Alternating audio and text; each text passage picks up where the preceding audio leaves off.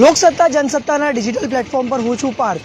વડોદરા શહેર ખાતે વિવિધ ઇવેન્ટો ઓર્ગેનાઇઝ થતી હોય છે, કારણ કે વડોદરા શહેર એક મોટું હબ છે અને લોકો તરહની જે ઇવેન્ટ હોય છે તેની અંદર ભાગ લેતા હોય છે. ત્યારે વડોદરા શહેરના ખાસ કરીને ગોત્રી વિસ્તારમાં આવેલ ત્યાં એક વડોદરા ફૂડ ફેસ્ટ જે એક ઇવેન્ટ છે તેનું ઓર્ગેનાઇઝેશન કરવામાં આવ્યું હતું. ખાસ કરીને જોઈ શકો છો કે સત્યનારાયણ પાર્ટી પ્લોટ ખાતે વડોદરા ફૂડ ફેસ્ટ એક ઇવેન્ટનું આયોજન કરવામાં આવ્યું હતું, જે 21 એપ્રિલથી લઈને 21 એપ્રિલથી લઈને 31 સુધી આ સંપૂર્ણ ઇવેન્ટનું ઓર્ગેનાઇઝેશન કરવામાં આવ્યું હતું.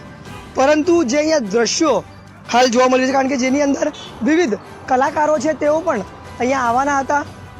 દર્શન રાવલ હોય કે પછી અતુલ પુરોહિત, MC સ્ક્વેર, રાજેન્દ્ર વર્મા, તેવા વિવિધ નામાંકિત કલાકારો અહીંયા આવીને પરફોર્મન્સ કરવાના હતા. અને આજે 29 તારીખ જ્યાં દર્શન રાવલ, ખાસ કરીને યુવાનોનું જે મન પર રાજ કરનારા તેવા દર્શન રાવલ, ખાસ કરીને દર્શન રાવલ જ્યારે ગાવા માટે આવતા હોય ત્યારે મોટી સંખ્યામાં વડોદરાના જે યુવાનો છે તે આ ઇવેન્ટની અંદર જોડાતા હોય છે. અને હાલ આપ જોઈ શકો છો કે વડોદરા ફૂડ ફેસ્ટ જ્યાં આયોજન કરવામાં આવ્યું હતું તેની હાલની અહીંયાની જે પરિસ્થિતિ છે તે લોકસત્તા જનસત્તાના માધ્યમથી અમે આપ સુધી પહોંચાડવાનો પ્રયત્ન કરી રહ્યા છે. આ સમગ્ર 21 તારીખથી શરૂ થનારું આ જે ફૂડ ફેસ્ટ હતું, જેની અંદર ઘણી વિવિધ જે ફૂડના સ્ટોલ્સ છે તેનું આયોજન કરવામાં આવ્યું હતું. સંપૂર્ણ રીતે એક સુંદર આયોજન અહીંયા કરવામાં આવ્યું, પરંતુ ક્યાંક ને ક્યાંક આ ઇવેન્ટ વચ્ચેથી જ બંધ કરી દેવામાં આવી છે તેવું જ્યારે લોકસત્તા જનસત્તાને જાણ થઈ ત્યારે તેની ટીમ અહીંયા હાલ આવી પહોંચી છે. અને આપ જોઈ શકો છો કે જે દ્રશ્યો અહીંયા છે, 29 તારીખ આજે જ્યારે સાંજે અહીંયા નામાંકિત કલાકાર દર્શન રાવલનું કોન્સર્ટ આયોજન કરવામાં આવ્યું હતું, પરંતુ અહીંયાના જે દ્રશ્યો છે કંઈક જુદું જ કહી રહ્યા છે તેવું સ્પષ્ટપણે લાગી રહ્યું છે. કારણ કે અહીંયા જે ઇવેન્ટ 31 તારીખ સુધી યોજાઈ હતી, પરંતુ આ સમગ્ર ઇવેન્ટ પતી ગઈ હોય તેવા દ્રશ્યો અહીંયા સ્પષ્ટ જોઈ શકાય છે તેવા જોવા મળી રહ્યા છે. જે ઘણા અહીંયા ફૂડ કાઉન્ટરના ઓનરો છે તે પણ અહીંયા ઉપસ્થિત છે, તેમની સાથે પણ આપણે વાત કરવાનો પ્રયત્ન કરીશું, કારણ કે જે રીતની અહીંયા સ્થિતિ સર્જાઈ છે તે પણ આપ જોઈ શકો છો. હજી આ કયું ઇવેન્ટ હતું ને છેલ્લે કેટલા દિવસનું ઇવેન્ટ? આ વડોદરા ફૂડ ફેસ્ટિવલ હતું, 11 દિવસનું ઇવેન્ટ હતું.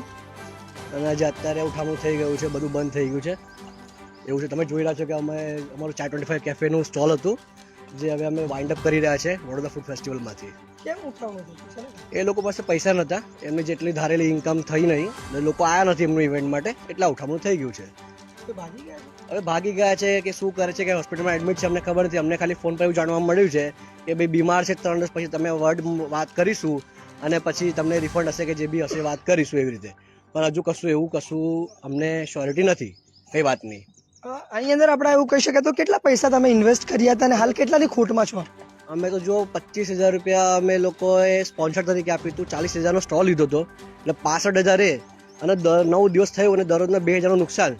એટલે તમે ગણો તો લાખ રૂપિયા જેવા તો અમે નુકસાનમાં જ છે. પગાર ગણો ને આ બધું ગણો તો લાખ રૂપિયા જેવું અમારું નુકસાન થયું છે 9 દિવસમાં એવું છે.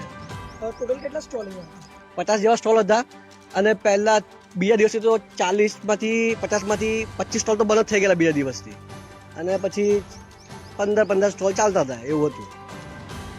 આપ જોઈ શકો લોકોની તો બોડી બી નથી થઈ આમાં. હજી આપ જોઈ શકો છો કે જે અહીંયા સ્ટોલ ધારકો હતા તેમની જે વેદના છે, કારણ કે જ્યારે અહીંયા 40,000નું એક સ્ટોલ લેવામાં આવ્યું હોય પરંતુ કોઈને જે નુકસાન તેમને વેઠવું પડ્યું છે, કારણ કે આ જે ઇવેન્ટ છે વચ્ચેથી જ બંધ કરી દેવામાં આવી છે. હજી તમારું પણ અહીંયા સ્ટોલ હતું, શેનું સ્ટોલ અહીંયા રાખવામાં આવ્યું? मेरा यहाँ पे फ्लेवर्स ऑफ बिहार करके नाम से स्टॉल था. मेरा रेस्टोरेंट फतेहगंज में है, बट मैंने यहाँ पे स्टॉल खोला था इसलिए कि हाँ एक इवेंट हो रहा है एंड हम लोगों ने टेस्ट ऑफ वडोदरा के बारे में सुना था. एंड इन लोगों ने हमें क्राउड का पर डे क्राउड का ऐसा बोला था कि हाँ 20,000 10,000 कुछ ऐसा क्राउड होगा, बट क्राउड हमें 300-400 दिख रहा था. तो मैंने तो दूसरे दिन में देखा, उसके बाद फिर MC स्क्वायर वाला जो इवेंट हुआ उसके बाद मैंने इवेंट ही मेरा स्टॉल यहाँ से हटा दिया था. फिर मेरा एक भाई है, इसका भी हम लोग का 2 स्टॉल था यहाँ पे, बट दोनों हम लोगों ने 2-3 दिन में ही बंद कर दिया था कि हाँ जब हो ही नहीं रहा तो फिर मतलब क्या है कि डेली का हम लोग का 6 से 7 हज़ार रुपये 8 हज़ार रुपये का नुकसान हो रहा है, और 20,000 25,000 जो भी लिए वो अलग से। तो इतना फालतू में नुकसान करके, और ऑडियंस आ नहीं रही है, आधे से ज़्यादा स्टॉल वालों की बोनी नहीं हो रही है, 100 रुपये का गल्ला हो रहा है और 8-10 हज़ार रुपये का नुकसान हो रहा है, तो कोई मतलब नहीं है ना इवेंट का, वैसी बात है। तो इसलिए मैंने तो 3 दिन में ही हटा दिया था। कल क्या यहाँ पे आपको मैसेज मिला? कल मेरे को मैसेज नहीं, मेरे पास पीयूष भैया का कॉल आया था। उन्होंने ऐसा बोला कि हाँ ऐसा ऐसा इवेंट हुआ है, ऑर्गेनाइज जो कर रहे थे उन्होंने कैंसिल कर दिया है और रिफंड का है ये सब। तो मैं वही अभी इनका फ़ोन आया था कि हाँ ऐसा ऐसा सीन हो गया, तो मैं इन्हीं के लिए आया था यहाँ पे, और जब आके देखा तो ऐसा पूरा हाल हो रखा है। और जब इवेंट का परमिशन आपने ले रखा है उसके बाद भी अगर बंद करवा दे रहे हो फिर कोई मतलब नहीं है ना इवेंट करने का। देखा जाए तो आपका कितना नुकसान हुआ होगा, और अभी हाल जो यहाँ पे स्थिति है किस तरह का हाल यहाँ पे देखने मिला? हाल तो बहुत ही बेहाल दिख रहा है, कोई मतलब ही नहीं रह गया ना। फिर अगर आपने 11 दिन का इवेंट का कर रखा है, उसके बाद भी अगर आप 3 दिन में इवेंट बंद कर दे रहे हैं तो फिर क्या इवेंट का आप खुद समझ लीजिए ना क्या इवेंट का हुआ है, वैसी बात है। और खास करके जैसे आपने बात की कि स्टार्स लोग भी आने वाले थे, तो उसमें एक दर्शन रावल जिनका आज कॉन्सर्ट था, और दर्शन रावल एक युवा, बहुत उनका बहुत फेम है, लोग उनको बहुत फॉलो करते हैं, तो आज उनका अगर इवेंट होने वाले, लोगों ने बहुत पासेस भी खरीदे होंगे, तो क्या मानते हो कितना नुकसान?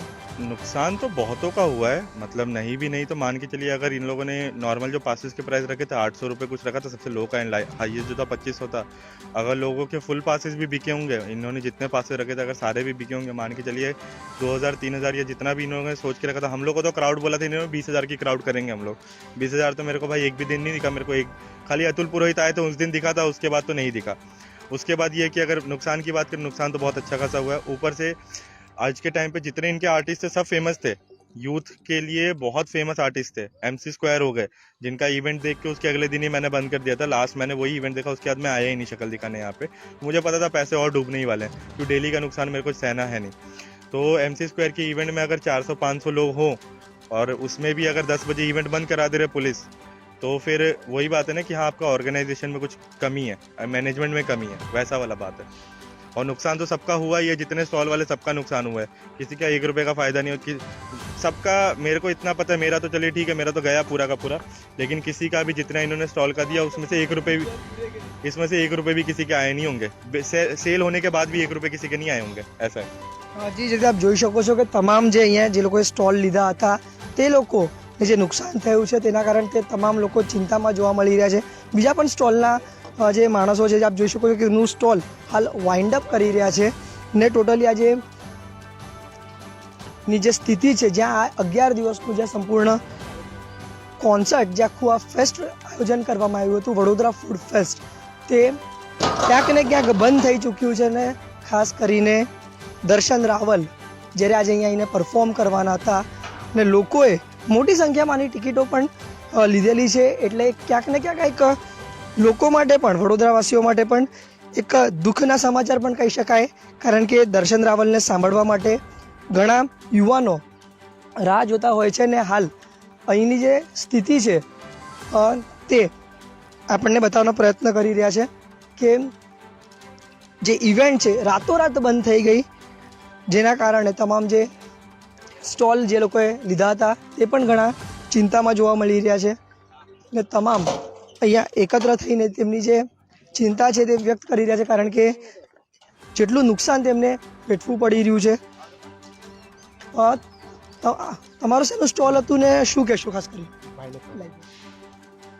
जी हमारा यहाँ पे चाय 25 का स्टॉल था, तो हम लोगों ने यहाँ पे स्टार्टिंग किया था हम लोगों ने कि भाई अच्छा इवेंट होगा तो यहाँ पे अपने लोग आएंगे यहाँ पे, तो आके देखा कुछ नहीं है। अब क्या बोल सकते हैं यहाँ पे अपने। रात को क्या हुआ अचानक? कल रात को अचानक यहाँ पे जैसे इवेंट हुआ था, अपने डीओ जेम्स आए थे यहाँ पे, अच्छे से बात किया, यहाँ पे अच्छे से शो किया उन लोगों ने, और उसके बाद रातों रात में क्या हुआ 2-3 बजे जैसे ही ना, उसके बाद आया वीडियो कि भाई हम लोग कैंसिल कर रहे हैं शो दर्शन रावल का। तो उसके बाद देखिए अब रातों रात आपके सामने ही है, अब इन लोगों ने एकदम पूरा ख़त्म ही कर दिया। स्टेट रातों रात में ख़त्म हो गया।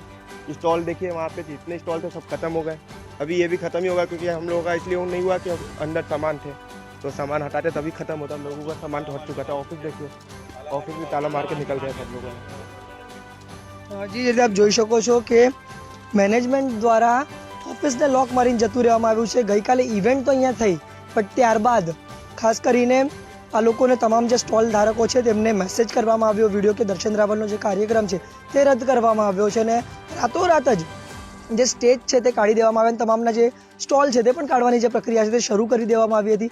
એટલે કહી શકાય કે જે 11 દિવસનો જે કાર્યક્રમ હતો તે ક્યાંક ને ક્યાંક રાતોરાત જ બંધ કરી દેવામાં આવ્યો છે, જેના કારણે જે સ્ટોલ ધારકો તેમને ઘણું નુકસાન પણ વેઠવું પડી રહ્યું છે. સાથે જ દર્શન રાવલના જે કોન્સર્ટ માટે ઘણા લોકોએ પાસીસ લીધા હતા તેમની માટે પણ એક ચિંતાનો વિષય છે, કારણ કે તે લોકોએ મોટી સંખ્યામાં મોટી માત્રામાં પાસીસ ખરીદ્યા હતા. લોકોનું પણ કહેવું છે કે 800 થી 2500 સુધીના પાસીસ અહીંયા હતા. હવે કેટલા લોકોએ લીધા છે અને કેટલાનું નુકસાન હવે લોકોને વેઠવું પડશે તે પણ એક જોવાનો વિષય રહ્યો. કેમેરામેન શામ સોનાવણી સાથે પાર્થ માલુસરે, લોકસત્તા જનસત્તા, વડોદરા.